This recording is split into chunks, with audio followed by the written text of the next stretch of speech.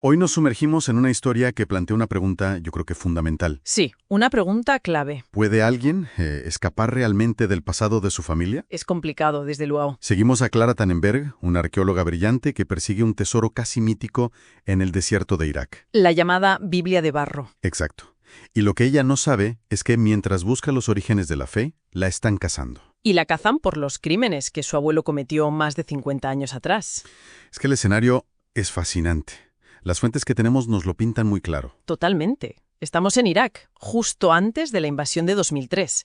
O sea, un lugar que ya de por sí es un polvorín. Claro. Y en ese escenario, de repente, la búsqueda de unas simples tablillas de arcilla se convierte en el punto de encuentro de un montón de conspiraciones. No es la típica aventura arqueológica, vamos. Para nada.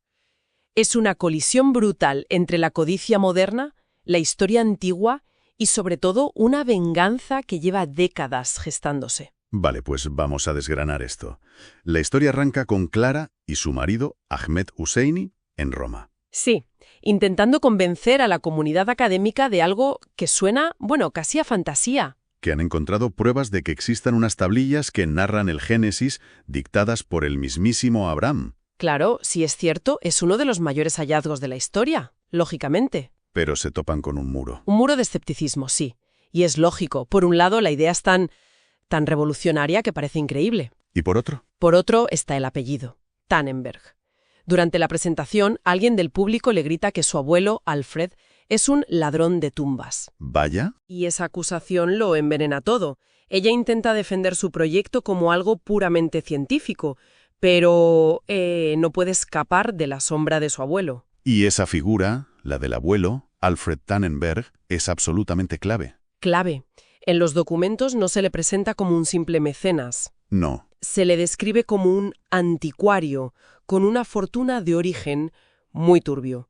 Un hombre que desprecia a la comunidad internacional y que financia esto con sus propios recursos, que son bastante opacos. Es la fuerza en la sombra, pero ¿qué busca realmente? ¿Es fe? ¿Es gloria? ¿Es dinero? Esa es la gran pregunta que flota sobre toda la primera parte. Él es el motor de todo, pero sus intenciones no están nada claras. Aún así consiguen el apoyo de un arqueólogo francés de prestigio, Yves Picot. Sí, que a pesar del escepticismo ve el potencial del descubrimiento, y se organiza la expedición a un lugar remoto de Irak llamado Safran. Y aquí el tablero de juego empieza a llenarse de piezas inesperadas. Desde luego. Como la de Gianmaria, un joven sacerdote italiano que, según nos cuentan las fuentes, está en plena crisis de fe. Sí, que se une al equipo con la excusa de una misión humanitaria, pero parece que su interés real está en Clara y en lo que las tablillas puedan significar para él. Así que el campamento en Zafran se convierte en un polvorín, lleno de académicos que no saben que están sentados sobre una bomba. Sobre dos bombas, en realidad.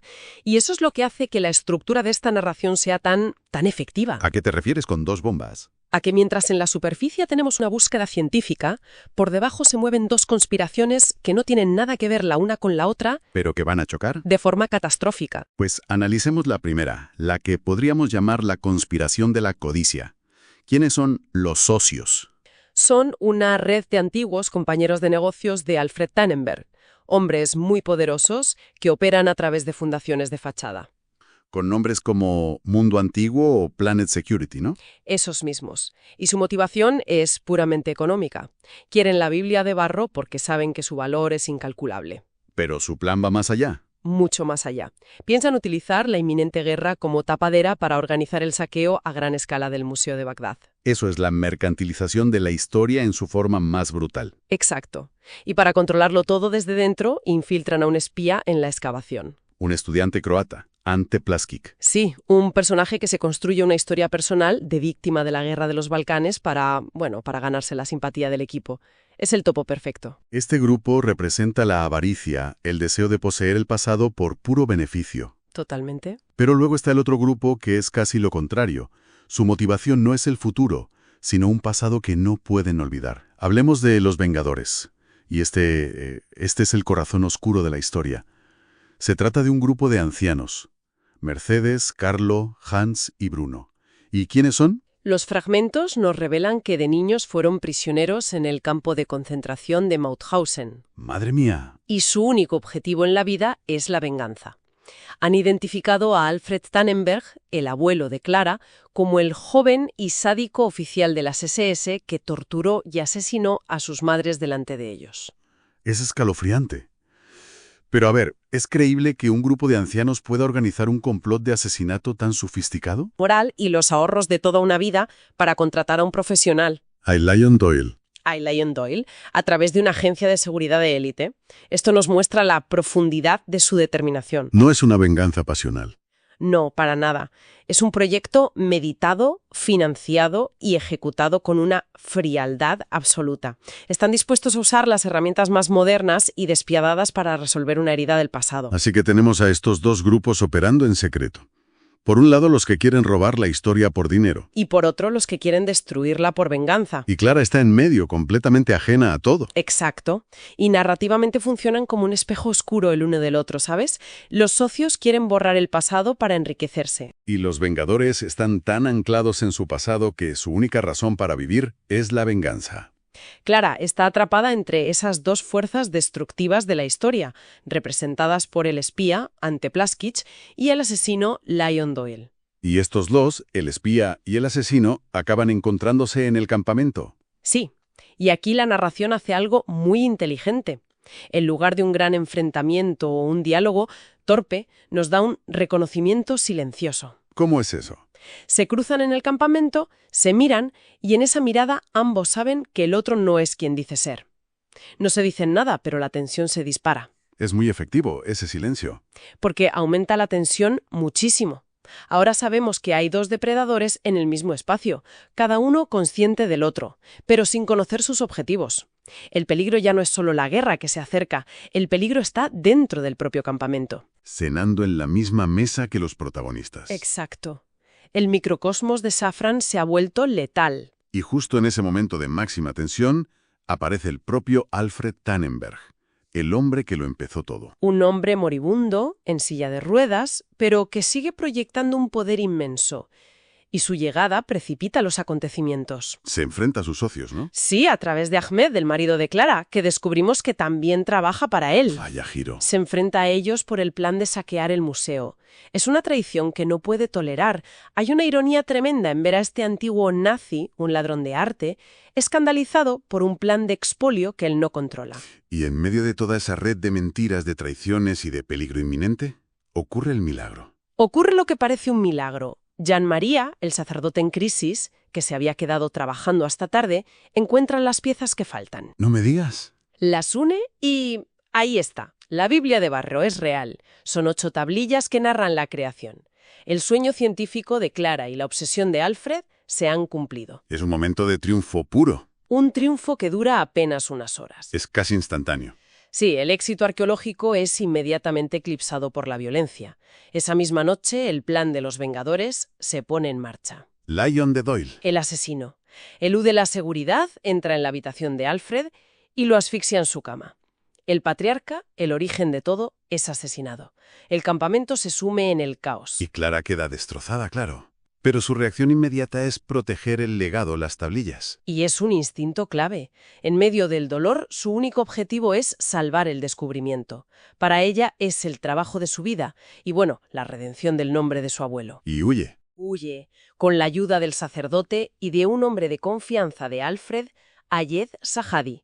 Logra escapar del campamento con las tablillas justo cuando la invasión de Irak es inminente. ¿Y a dónde va? Consigue llegar a Madrid para presentar el hallazgo al mundo. Así que el escenario final se traslada al Museo Arqueológico de Madrid. Se organiza una presentación mundial. Es la culminación del sueño de Clara, el momento de la verdad. Pero es una culminación que está condenada desde el principio.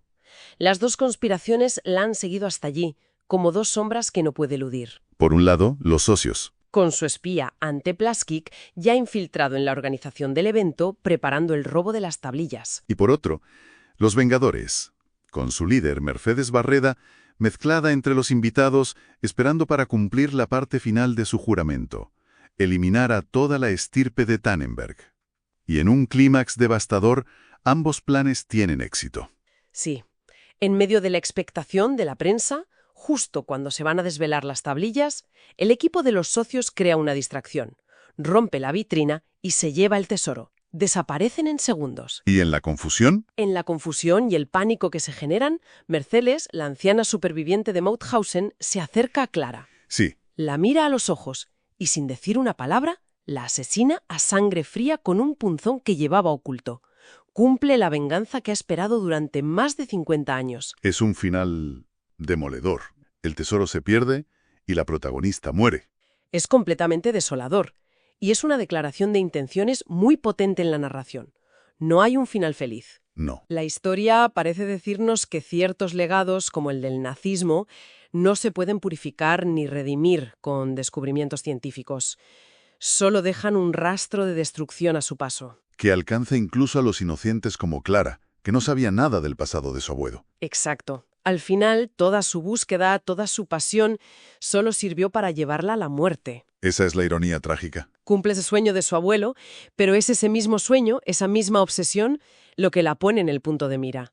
Muere como una consecuencia directa de los crímenes de Alfred. Y la Biblia de barro, el supuesto origen de la fe. Se encuentra solo para desaparecer de nuevo, dejando tras de sí una estela de violencia, de ambición y de muerte. El ciclo no se cierra, simplemente continúa. Los fragmentos que hemos analizado nos dejan con una idea final para reflexionar. La historia conecta un artefacto que representa el origen de la fe, la Biblia de barro de Mesopotamia, Sí. con un acto que representa el origen de una venganza absoluta, el campo de exterminio de Mauthausen. Es una conexión muy potente. Quizá nos sugiere que la búsqueda humana de lo trascendente y la capacidad para la violencia más atroz no son fuerzas opuestas, sino que están profundamente entrelazadas. Que son dos motores de la historia. Dos motores que, a menudo, nos llevan por caminos paralelos que acaban cruzándose de la forma más trágica.